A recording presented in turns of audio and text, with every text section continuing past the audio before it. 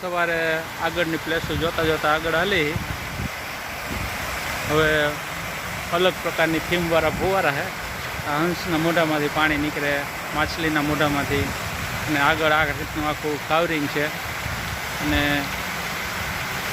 આખી અલગ અલગ આ બધી થીમ મૂકી છે ઉપર।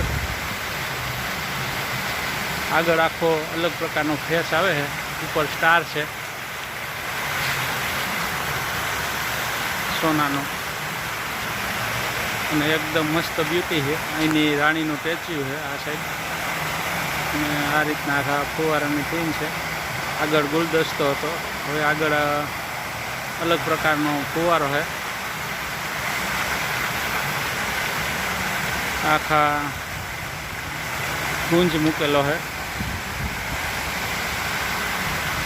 આ લોકો અહીંયા બધા સ્કેટિંગ કરે છે બાજુમાં। ક્રિસમસ ટ્રીના ઝાડવા પણ બહુ છે આ બાજુ। આખો અલગ પ્રકારનો થીમવાળો ફુવારો છે, આપણે જોઈ શકીએ છીએ। એકદમ મસ્ત બ્યુટી છે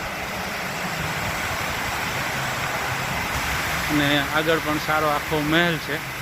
અમે અહીંયા સવારના લગભગ 10 વાગ્યાને આડેગાડે અહીંયા પૂગ્યા છે અને એકદમ અહીંનું વેધર પણ એવું બધું મસ્ત છે કે ફરવાની બહુ મજા આવે છે।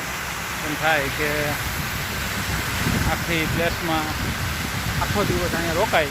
અમારે ઘણી બધી પ્લેસો લેવાની છે, એટલે આ રીતના 2-2 કલાક સુધી એક પ્લેસો અમે લેતા જઈએ છીએ, ઉતા જઈએ છીએ। તો એકદમ બધું વાતાવરણ પણ એવું છે અને ટુરિસ્ટો પણ અત્યારે સવારે ઓછા છે, ધીરે ધીરે ટુરિસ્ટની સંખ્યા પણ વધતી જાય છે।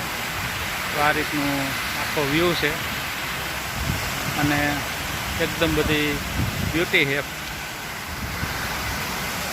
અને ફુવારાના કાંઠે બેહવાની પણ એટલી બધી મજા આવે છે। કેમ બાકી મજા આવે છે ને બેહવાની?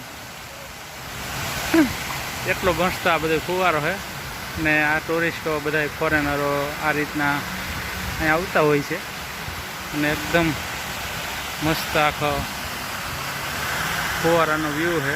અને અમે હવે થોડીક વાર અહીંયા ફુવારાની બાજુમાં બેઠા છે।